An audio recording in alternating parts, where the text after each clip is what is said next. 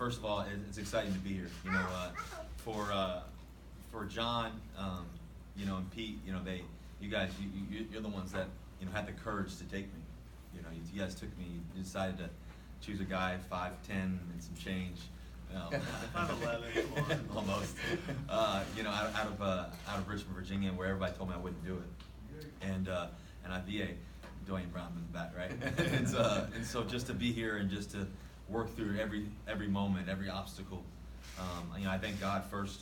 I think this organization, Paul, even though he's not here, his presence is really here. Just the building, the facilities, everything that he's been able to, award us in terms of this opportunity to have great coaches, have a great staff, and have great executives and everything else. To everybody else in the back over there that's come down just to listen and experience, it's pretty amazing. Then obviously my teammates, the guys I get to go to war with every year, every game, every Sunday. It's a special thing, and just all the games we've been able to play, all the great moments, all the tough ones. It's because of guys like you. I think about the 2012 class too as well. I believe they gave us an F grade. Yeah. They gave us an F grade, and I think about guys like Bruce Irving, who's our first round pick, and then obviously Bobby Wagner, who's been here for years and just been an absolute star. Just to be around him, just one of the things that Bobby and I always say: don't get bored with consistency. And I think that's something that we've really tried to pride ourselves on, just in that work ethic. I obviously, as you mentioned, I think obviously my agent Mark Rogers, who's been a best friend to me. He's been in my life. He's been in my life. My little daughter's over there. She's making movies. But I think about Mark Rogers. Just he's been, my dad. Just a little quick story. My dad, he was on his deathbed in May of 2010. They didn't have many weeks left to live, and I was battling between football and baseball, and what was going to happen, and if I was going to get drafted and everything else, and I never forget. I met Mark Rogers at a little restaurant in Raleigh, North Carolina, and he flew up, and I was searching. I had all these different baseball agents calling me, and I was searching for a good two-sport guy who knew about football, and sure enough, he had this guy Jeff Samardzija. I'm sure you all know about it, and sure enough, I ended up talking to Mark Rogers on the phone, and next thing I know, he flew up the next day. It's supposed to be a 30-minute meeting. Next thing I know, we spent 5 hours together, and ever since then, he's been a major father figure in my life, a person that's just kind of guided me and allowed me to try to dream at the highest level.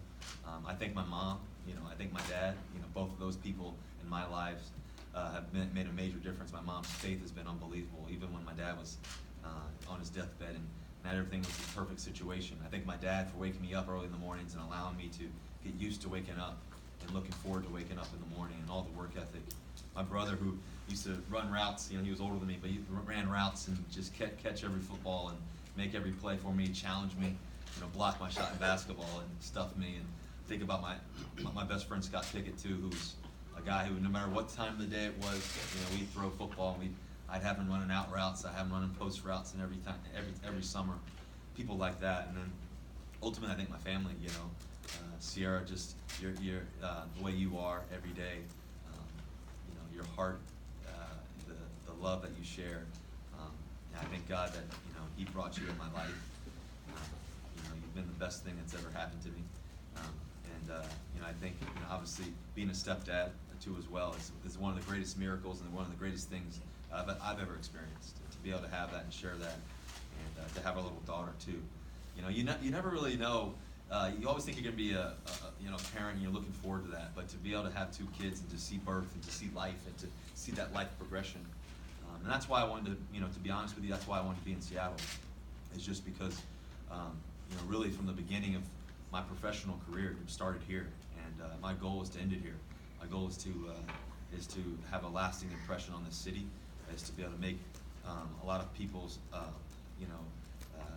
lives cheer at the top of their lungs, and win a lot of football games and hopefully win a lot of Super Bowls. And I can't do it without you two guys next to me. I couldn't do it without you guys believing in me. I couldn't do it without my teammates making a difference.